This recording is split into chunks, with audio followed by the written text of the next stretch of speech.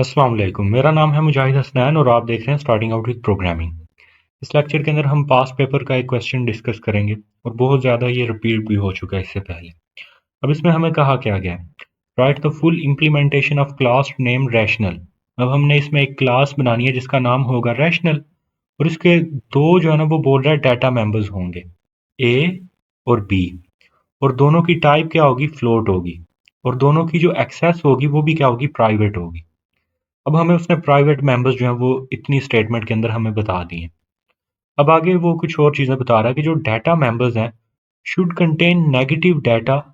अब उनके अंदर वो बोल रहा है कि जब भी इनके अंदर हमने कोई भी वैल्यूज पास करवानी है तो वो नेगेटिव होनी चाहिए और -1 जो है ना उसकी डिफॉल्ट वैल्यू हो। यानी हमारे पास डिफॉल्ट कंस्ट्रक्टर के अंदर हम ए और बी को क्या करवाएंगे, -1 स्टोर करवाएंगे, और जो हमारे पास पैरामीटराइज कंस्ट्रक्टर होगा उसके अंदर भी हमारे पास वैल्यूज जो हैं वो नेगेटिव पास होके उनको असाइन होनी चाहिए। अगर वहां पे हम नेगेटिव वैल्यूज असाइन नहीं करवाते तो वहां पे भी हम क्या करवाएं, -1 उसको जो है ना वो डिफॉल्ट वैल्यू स्टोर करवा दें। अब इसमें हमें वो क्या क्या रहा है, हमने और क्या क्या करना है, सेटर और गेटर फंक्शंस बनाने हैं ए और बी के लिए। फिर उसके बाद वो बोल रहा है ओवरलोड स्ट्रीम इंसर्शन ऑपरेटर। अब इंसर्शन ऑपरेटर हमारे पास कौन सा होता है, सी आउट वाला, और इस आगे वो बता भी रहा है कि डाटा को डिस्प्ले करने के लिए। फिर उसके बाद वो बोल रहा है कि एक आपने फंक्शन बनाना है गेट सेम ऑब्जेक्ट्स के नाम से, जो कि एक्सेप्ट क्या करेगा। अब एक्सेप्ट करने से क्या मुराद है, जो वो पैरामीटर्स लेगा। अरे ऑफ रैशनल ऑब्जेक्ट, एक उसको अरे पास होगी। अब हमें पता है कि जब भी अरे हम लेंगे तो साथ में उसका साइज भी लाजमी पास होगा। तो आगे उसने खुद भी बता दिया विद इट्स साइज, दो पैरामीटर्स हो गए। फिर वो बता रहा है वो रिटर्न क्या करेगा। यानी अब हमें जो चीज इस फंक्शन ने रिटर्न करनी है वो उसकी रिटर्न टाइप भी होगी। रिटर्न क्या करेगा, newly created array having all those objects that are equal to left hand side calling object. अब यहाँ से जो चीज रिटर्न होनी है वो क्या है, वो भी एक अरे है, और वो किस चीज की होगी, ऑब्जेक्ट्स की। ऑब्जेक्ट्स किसके होंगे, रैशनल क्लास से। तो इस फंक्शन की हमारे पास जो रिटर्न टाइप है वो क्या होगी, वहां से एक अरे रिटर्न होनी है। तो अरे अरे जब भी हम रिटर्न करवाते हैं तो अरे का हम जो नाम है ना वो रिटर्न करवाते हैं, और अरे का नाम क्या होता है, वो उसका एड्रेस होता है। और अगर हमने यहाँ से इस फंक्शन से एड्रेस रिटर्न करवाना है तो इसकी जो रिटर्न टाइप है वो क्या होगी, पॉइंटर रिटर्न टाइप होगी। यानी हमारे पास इसकी रिटर्न टाइप क्या आ जाएगी, रैशनल, और साथ में लग जाएगा स्टैटिक। तो इससे हमारे पास ये इसकी पॉइंटर रिटर्न टाइप हो जाएगी। और अब ये जो हमारा जो फंक्शन है ये एड्रेसेस रिटर्न करवा सकता है।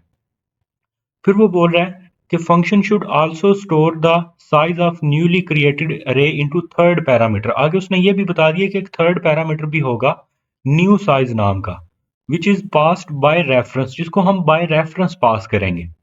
और उसके अंदर हम क्या करेंगे कि जो न्यू अरे क्रिएट करेंगे उसका साइज इस न्यू साइज नाम के वेरिएबल के अंदर स्टोर करवा देंगे। देन वो बोल रहा है कि हमारा फंक्शन नल रिटर्न करे और साइज के अंदर 0 स्टोर करवा दे अगर हमारे जो लेफ्ट हैंड साइड वाला जो कॉलिंग ऑब्जेक्ट है और जो अरे हमने पास किया वो सारे के सारे क्या है, डिफरेंट ऑब्जेक्ट्स हैं, कोई भी सेम मैचिंग ऑब्जेक्ट नहीं है। अब इसी जो है ना क्वेश्चन के मल्टीपल वेरिएंट्स भी आ रहे हैं। उसमें हमारा एक तो ये कर रहे हैं कि वो क्लास का नाम चेंज कर रहे हैं, यहाँ पे चेंजिंग कर रहे हैं, डाटा मेंबर्स का जो नाम है वो चेंज कर रहे हैं। उसके अलावा यहाँ पे जो डिफॉल्ट वैल्यू कौन सी उसको असाइन होगी ये इसके अंदर चेंजिंग कर रहे हैं। ये वाला जो पार्ट है ये हमेशा सेम है, जो पार्ट 1 है इसका। जो उसका सेकंड पार्ट है कि इंसर्शन ऑपरेटर को ओवरलोड करें, कुछ के अंदर यहाँ पे उसने एक्सट्रैक्शन ऑपरेटर को ओवरलोड करने का बोला है। और देन ये जो हमारे पास गेट सेम ऑब्जेक्ट का नाम है ना, बाज दफा इसी को ही उसने क्या बोल दिया कि ये गेट इक्वल ऑब्जेक्ट है और फंक्शनैलिटी आगे सारी सेम है। या फिर बाज दफा उसने इसको क्या कर दिया कि गेट डिफरेंट ऑब्जेक्ट का नाम कर दिया। अब डिफरेंट में क्या होगा कि हमने जो सेम ऑब्जेक्ट्स हैं उनकी बजाय हमने न्यूली क्रिएटेड अरे के अंदर कौन से ऑब्जेक्ट स्टोर करवाने होंगे जो कि डिफरेंट होंगे एक दूसरे से, जिनका डाटा मैच नहीं हो रहा। अब ये हम सारा काम कैसे करेंगे वो देख लेते हैं। मैं इसको कंपाइलर के ऊपर नहीं करवाऊंगा, मैं इसको आपको वैसे जो है ना लिख के समझाऊंगा सारा। अगर कंपाइलर पे भी साथ में करवाऊंगा तो टाइम ज्यादा लगेगा, तो मैं सिर्फ ये आपको कॉपी के ऊपर जो है ना वो लिख के समझाता हूँ सारा। अब कोई भी हमारा program as usual hash include iostream से स्टार्ट होगा, then using namespace STD. अब हम अपनी क्लास बनाएंगे रैशनल, क्लास रैशनल। फिर उसके बाद इसके जो प्राइवेट मेंबर्स है वो ले लेंगे। अब इसके प्राइवेट मेंबर्स में हमारे पास उसने टाइप हमें बता दी थी कि वो क्या होगी, वो फ्लोट होगी, float A then float B. फिर इसके पब्लिक पार्ट में आ जाएंगे हम। पब्लिक पार्ट के अंदर इसका डिफॉल्ट कंस्ट्रक्टर सबसे पहले हम बनाएंगे और डिफॉल्ट कंस्ट्रक्टर के अंदर हम a और b दोनों को -1 स्टोर करवा देंगे। उसके बाद हम इसका पैरामीटराइज्ड कंस्ट्रक्टर बनाएंगे। पैरामीटराइज्ड कंस्ट्रक्टर के अंदर हमारे पास जो है दो वैल्यूज पास होंगी, float a, float b।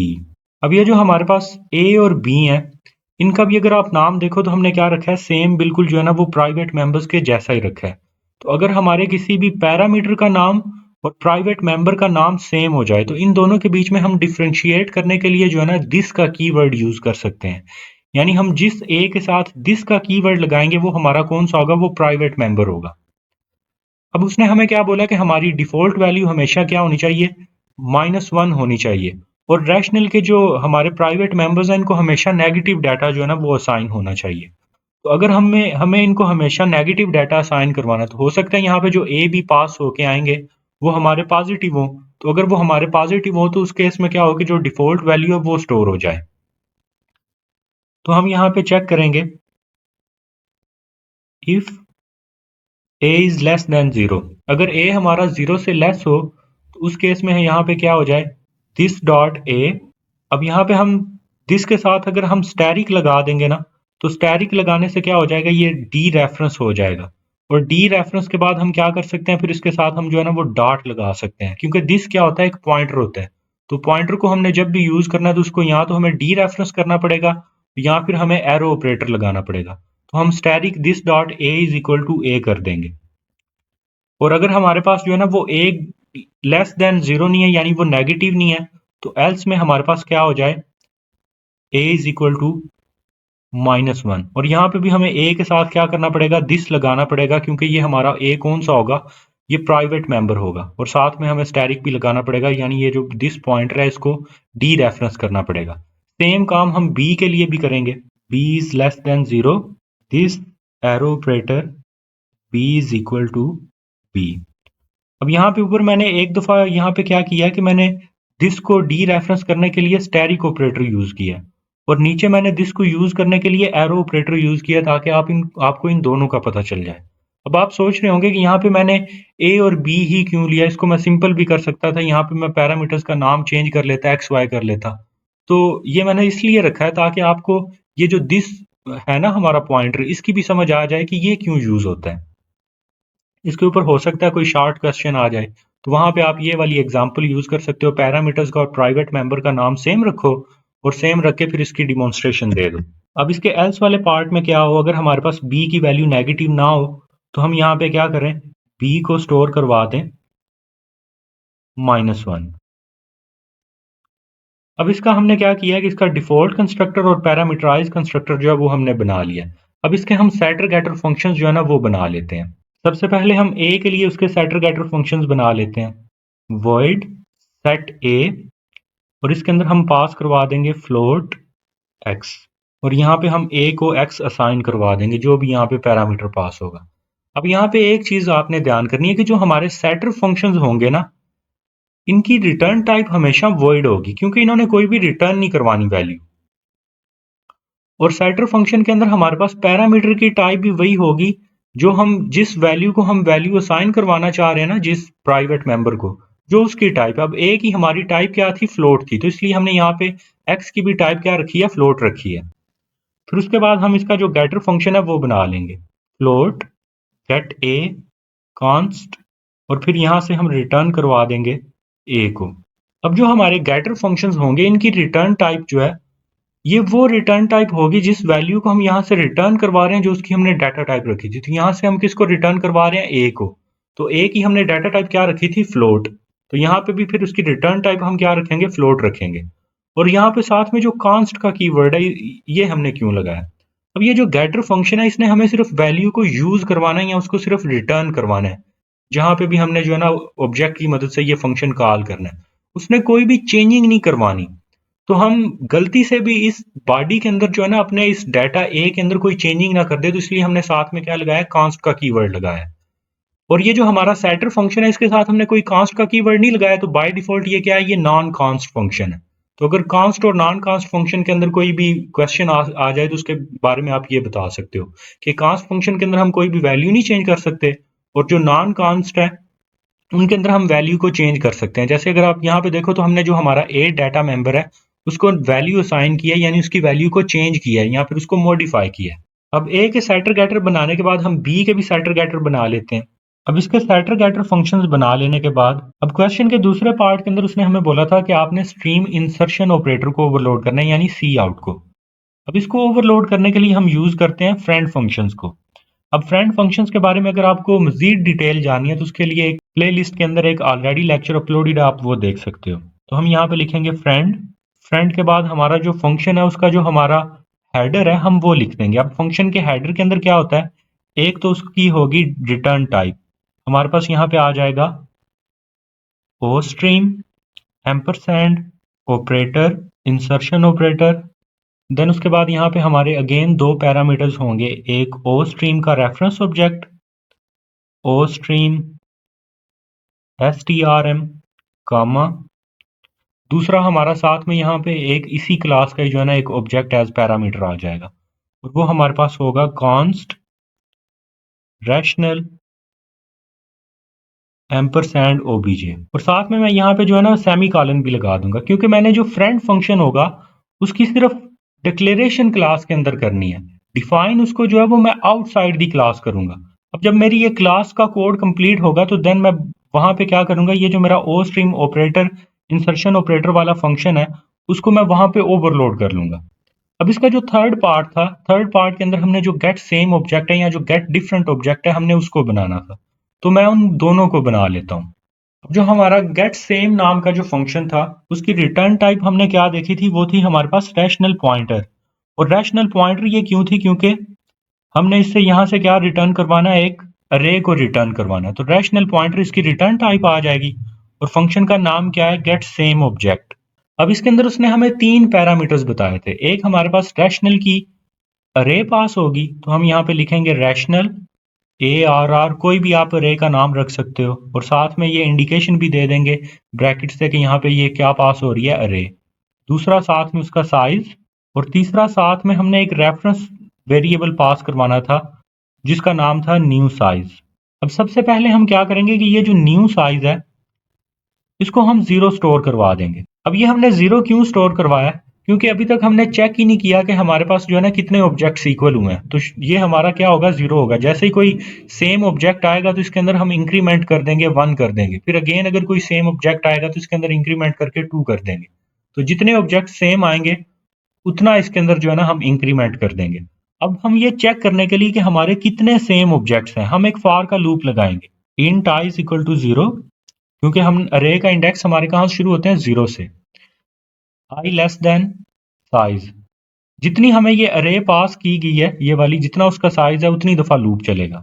Then i plus plus. अब इस लूप के अंदर हम क्या करेंगे, एक इफ की कंडीशन लगा देंगे, इफ अरे of i dot a equals a। अब यहाँ पे अरे ऑफ i डॉट a से क्या होगा कि जो अरे के फर्स्ट इंडेक्स के ऊपर जो ऑब्जेक्ट है उसका जो a वाला पार्ट है क्या वो कॉलिंग ऑब्जेक्ट के a के इक्वल है। अगर वो इक्वल होगा तो ये ट्रू हो जाएगा। और साथ में हमने ये भी देखना है एंड अरे of i dot b equals b। अगर हमारा जो अरे के अंदर किसी भी इंडेक्स के ऊपर जो ऑब्जेक्ट है उसका a और b वाला पार्ट कॉलिंग ऑब्जेक्ट के a और b के इक्वल होगा तो हम हमारी ये इफ की कंडीशन ट्रू हो जाएगी। और जैसे ही इफ की कंडीशन ट्रू हो हम ये न्यू साइज के अंदर क्या कर दें, हम इंक्रीमेंट कर दें, तो न्यू साइज के अंदर हमारे पास क्या हो जाए, इंक्रीमेंट हो जाए। अब जब ये वाला लूप रन कर जाएगा तो इससे हमें क्या पता चल जाएगा कि कितने नंबर ऑफ ऑब्जेक्ट्स जो है वो सेम है। अब जब हमें इतनी चीज पता चल जाएगी तो नेक्स्ट हम क्या चेक करेंगे, इफ न्यू साइज इक्वल्स 0। अगर ये लूप सारा रन होने के बावजूद भी हमारा जो न्यू साइज है वो क्या है, वो 0 है, इट मीन्स कि कोई भी ऑब्जेक्ट जो है वो सेम नहीं है। तो अगर हमारे पास कोई भी ऑब्जेक्ट सेम नहीं होगा तो हमने क्या रिटर्न करवाना था, उसने स्टेटमेंट में बोला था हमने नल रिटर्न करवाना है, तो हम यहाँ से क्या रिटर्न करवा देंगे, नल रिटर्न करवा देंगे। अब अगर हमारे पास ये इफ की कंडीशन फॉल्स हो जाए तो इट मीन्स कि हमारे कुछ सेम ऑब्जेक्ट्स आ गए हैं, और अगर कुछ सेम ऑब्जेक्ट्स आ गए हैं तो उनके लिए हम एक न्यू अरे क्रिएट करवा लेंगे। तो वो हम कैसे करेंगे, rational static new array is equal to new rational new size. New size की अरे हमने क्यों ली है, क्योंकि जितने ऑब्जेक्ट्स हमारे पास सेम आया वो किसके अंदर स्टोर्ड है, ये न्यू साइज वेरिएबल के अंदर स्टोर्ड है। तो उस साइज की हम एक डायनेमिक अरे क्रिएट करवा लेंगे। डायनेमिक क्यों करवाई है? क्योंकि हमारे पास हो सकता है एक दफा जो है वो एक ऑब्जेक्ट सेम आया, अगली दफा फंक्शन को रन किया हो सकता है 3 ऑब्जेक्ट सेम आए। तो रन टाइम के ऊपर हमारे पास ये कितने ऑब्जेक्ट सेम आए वो रन टाइम के ऊपर चेंज होता रहेगा। तो इसलिए हमें फिर क्या करना पड़ेगा, एक डायनेमिक अरे लेनी पड़ेगी, ना कि हम एक स्टैटिक अरे लेंगे। डायनेमिक अरे के लिए हम क्या करते हैं कि एक पॉइंटर लेते हैं और उस पॉइंटर को फिर हम क्या करते हैं, एक डायनेमिक मेमोरी एलोकेशन करवा देते हैं उस साइज की। अब जब हमने ये अरे ले लिया, अब हमने क्या करना है कि जो सेम ऑब्जेक्ट्स हैं वो इस अरे के अंदर क्या करना है, उनको स्टोर करवाना है। अब उनको हम स्टोर कैसे करवाएंगे? सेम यही फंक्शन हम दोबारा लगाएंगे और ये फंक्शन दोबारा लगा के सेम यही हमारे पास उसकी इफ की कंडीशन आएगी। और यहाँ पे जो ये जो स्टेटमेंट है ना, न्यू साइज प्लस प्लस, यहाँ पे हम क्या करेंगे, इस अरे के हर एक इंडेक्स के ऊपर क्या कर देंगे, उस ऑब्जेक्ट को हम स्टोर करवा देंगे। अब एक दफा इसको चेक कर लेते हैं कि ये कैसे होगा। For int I is equal to 0, I less than size, I plus plus, if array of I dot A equals A and array of I dot B equals B। अब हमने लूप भी लगा लिया और लूप के साथ साथ हमने इफ की कंडीशन भी लगा ली है। अब ये काम करने के बाद हमने क्या करना है कि ये जो न्यू अरे है इसके हर एक इंडेक्स के ऊपर क्या करना है, सेम ऑब्जेक्ट जो है ना वो हमने स्टोर करवाना है। अब यहाँ पे हम क्या करेंगे, न्यू अरे, और फिर यहाँ पे इसका क्या आ जाएगा, इंडेक्स आ जाएगा। अभी के लिए मैं इसको नहीं लिख रहा, मैं ये क्यों नहीं लिख रहा ये मैं आपको बताता हूँ। उसके ऊपर हमने क्या स्टोर करवाना है, अरे ऑफ आई को, यानी जो हमारा ऑब्जेक्ट सेम आया वो हमने यहाँ पे क्या करना है, उसको स्टोर करवाना है। अब ये जो हमारा आई वाला ये जो हमारा है ना वेरिएबल, ये चलेगा 0 से लेकर साइज तक चलेगा। और वो साइज किसका है, ये जो हमने अरे पास की थी इसका। लेकिन ये जो हमारी न्यू अरे है इसका साइज जाहिर बात है उससे कम होगा, क्योंकि इसके अंदर हो सकता है ना हमारे, अगर ये वाली अरे जो इसका साइज है 10, हमारे पास सेम ऑब्जेक्ट्स आए हैं 5, तो इसके लिए तो ये वाला हम आई नहीं यूज कर सकते, क्योंकि जब ये वाला आई जो है हमारा 7, 8 या 9 इंडेक्स के ऊपर जाएगा तो इस न्यू अरे के तो वो इंडेक्स है ही नहीं। तो इसके इंडेक्सेस को मैनेज करने के लिए हम एक अलग से वेरिएबल ले लेंगे, उसका हम नाम रख लेंगे int index is equal to 0। क्योंकि वो 0 से स्टार्ट होगा तो इसलिए इंडेक्स को मैंने 0 से इनिशियलाइज करवा दिया। और यहाँ पे मैं क्या करूंगा, यहाँ पे मैं कर दूंगा इंडेक्स प्लस प्लस। अब जब फर्स्ट टाइम हमारे पास कोई सेम ऑब्जेक्ट आएगा तो इंडेक्स की वैल्यू क्या होगी, 0। तो 0 इंडेक्स के ऊपर वो वैल्यू स्टोर होगी और साथ में इस इंडेक्स के अंदर क्या हो जाएगा, प्लस प्लस इंक्रीमेंट हो जाएगा।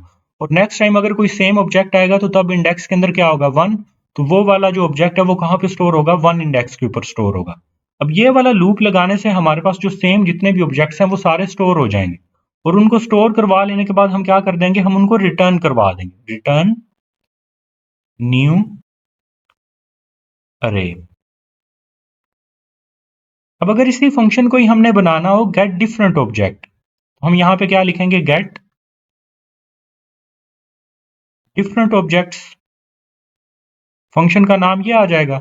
बाकी सारी चीजें इसके अंदर सेम रहेंगी, सिर्फ ये जो हमारी इफ की कंडीशन है ना, यहाँ पे हम जो ये चेक कर रहे हैं कि जहां पे वो इक्वल है, तो इक्वल से हम उसको क्या कर दें, नॉट इक्वल कर दें। बाहर हम ये क्या लगा दें, एक्सक्लेमेशन मार्क लगा दें इफ की कंडीशन के अंदर, तो ये हमारे पास कौन सा फंक्शन बन जाएगा, गेट डिफरेंट ऑब्जेक्ट्स वाला जो फंक्शन है ये वो बन जाएगा। और सेम यहाँ पे भी हमें इफ की कंडीशन के अंदर क्या करना पड़ेगा, नॉट इक्वल करना पड़ेगा, कि जहां पे हमारा जो कॉलिंग ऑब्जेक्ट है और जो हमारी अरे हमने पास किया है जहां पे उनकी जो वैल्यूज हैं वो इक्वल नहीं है, तो वहां पे हमारे पास जो ऑब्जेक्ट्स हैं वो वाले स्टोर हो। बाकी इनके अंदर कोई फर्क भी नहीं है। अब इसके बाद हम अपनी क्लास को क्लोज करेंगे, क्योंकि क्लास के अंदर और भी हमने कोई चीज नहीं बनानी। और क्लास को क्लोज करने के बाद क्लास से बाहर जाके जो हमारा स्ट्रीम इंसर्शन ऑपरेटर है उसको हम ओवरलोड करवाएंगे। अब क्लास जब हमारी क्लोज होगी तो क्लास से बाहर आके सबसे पहले मैंने क्या ओवरलोड करवाना है, स्ट्रीम इंसर्शन ऑपरेटर को। तो उसके लिए मैं यहाँ पे लिखूंगा ओ स्ट्रीम, सेम जो हेडर हमने वहां पे उसके अंदर डिफाइन किया था, एम्परसैंड ऑपरेटर इंसर्शन ऑपरेटर। और इसके अंदर हमारे पास दो ऑब्जेक्ट पास होंगे, एक ओ स्ट्रीम का ही ऑब्जेक्ट होगा, reference ostream ampersand strm, कोई भी आप इसका नाम रख सकते हो। और दूसरा साथ में हमारी इसी क्लास का जिसके लिए हम इसको ओवरलोड कर रहे हैं उसका एक रेफरेंस ऑब्जेक्ट आ जाएगा, कॉन्स्ट रैशनल एम्परसैंड ओबीजे। फिर उसके बाद हम इसको डिफाइन करेंगे, यानी इसकी बॉडी लिखेंगे, और इसकी बॉडी के अंदर हम क्या करेंगे कि ये जो हमारा रैशनल का ऑब्जेक्ट हम यहाँ पे पास कर रहे हैं ओबीजे, ओबीजे की हमारी जो ए और बी की वैल्यू हम वो स्क्रीन के ऊपर प्रिंट करवा दें, यानी हम लिखें सी आउट ओबीजे डॉट ए। अब अगर आप यहाँ पे देखो तो मैं ए को गेट करने के लिए बजाय उसका गेटर फंक्शन के मैं डॉट ए लिख रहा हूं। मैं यहाँ पे डॉट ए क्यों लिख रहा हूं, क्योंकि मैंने ये जो मेरा ऑपरेटर ओवरलोडिंग का ये जो फंक्शन था, इसको मैंने क्या किया था, मैंने इसको क्लास का फ्रेंड बना दिया था। और फ्रेंड फंक्शन क्या कर सकता है, क्लास के प्राइवेट मेंबर को without getter function directly access कर सकता है। तो यहाँ पे मैंने ए को प्रिंट करवाने के लिए गेटर फंक्शन की बजाय ओबीजे के साथ डायरेक्टली डॉट ए लगा के उसको एक्सेस कर लिया। अब इसको एक्सेस करने के बाद ओबीजे डॉट ए के मैं अब बी को भी एक्सेस करवाऊंगा, और यहाँ पे मैं लगा देता हूँ स्लैश ओबीजे डॉट बी, और साथ में इसको एंड एल भी कर देता हूँ।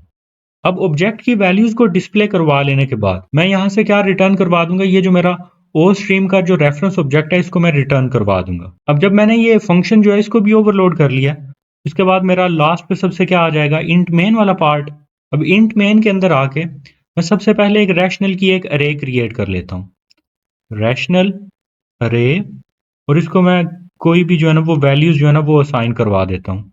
अब सबसे पहली लाइन के अंदर क्या है कि मेरे पास एक अरे क्रिएट होगी, इसके अंदर मैंने क्या पास कर दिए हैं, 3 जो है ना रैशनल की वैल्यूज के ऑब्जेक्ट जो है ना वो पास करवा दिए। फिर उसके बाद एक मैं सिंपल ऑब्जेक्ट भी क्रिएट कर लूंगा, रैशनल आर, और इसके अंदर भी मैं क्या पास करवा देता हूँ, कोई वैल्यूज पास करवा देता हूँ।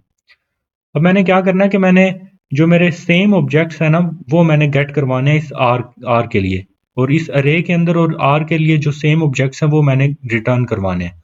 तो वो मैं कैसे करूंगा, मैं सबसे पहले यहाँ पे एक रैशनल का एक पॉइंटर ले लेता हूँ, क्योंकि वहां से वैल्यू क्या रिटर्न होके आएगी, एक पॉइंटर वैल्यू यानी अरे रिटर्न होके आएगी। तो return A R R P T R, कोई भी इसको नाम दे लें, और then R dot get same objects, और इसके अंदर हमने जो है ना 3-4 चीजें पास करनी थी। एक हमने इसके अंदर पास करनी है एक अरे, जो कि हमारे पास आ जाएगी ए आर आर, और इस अरे का हमारे पास साइज क्या था, 3 था, तो यहाँ पे मैं इसका साइज जो है वो भी पास कर दूंगा 3। और साथ हमने जो है ना एक रेफरेंस वेरिएबल पास करना था, तो हम यहाँ पे एक रेफरेंस वेरिएबल ले लेते हैं इंट साइज, और वो इसको जो है हम यहाँ पे पास कर देते हैं साइज। अब जब हम ये फंक्शन कॉल करेंगे तो ये हमारे जो सेम ऑब्जेक्ट्स होंगे उनकी एक अरे क्रिएट के रिटर्न करवाएगा, जो कि इसके अंदर स्टोर हो जाएगी, और उस अरे का साइज जो है इस रेफरेंस वेरिएबल के अंदर स्टोर हो जाएगा जो हमने यहाँ पे पास किया। देन हम फॉर का लूप लगा के for int I is equal to 0, I less than size I plus plus, cout array PTR of I. क्योंकि हमने सी आउट को ओवरलोड किया हुआ ऑब्जेक्ट से, तो हम सी आउट के जरिए क्या करेंगे, इस ये जो न्यू अरे रिटर्न होके आएगी उसके हर एक ऑब्जेक्ट को प्रिंट करवा देंगे, और देन हम रिटर्न 0 करके प्रोग्राम को एंड कर देंगे। अब इस वीडियो के अंदर मैंने कोशिश किया कि अगर आपको ऊक के कंसेप्ट बिल्कुल भी नहीं आते तो हर एक चीज को जो है ना वो प्रॉपरली डिटेल के साथ आपको समझा दूं, ताकि आपकी बाकी जो कंसेप्ट है उनकी भी रिवीजन हो जाए। और अगर आप इनमें से किसी भी एक टॉपिक के ऊपर, जो जितने भी इस वीडियो के अंदर डिस्कस हुए उनमें से किसी भी एक टॉपिक के ऊपर अगर आप कोई वीडियो देखना चाहते हो तो प्ले लिस्ट में आप विजिट कर सकते हो। तो चैनल को सब्सक्राइब कर लें और बेल आइकन को भी हिट कर लें ताकि लेक्चर की अपडेट आपको मिल जाए। शुक्रिया।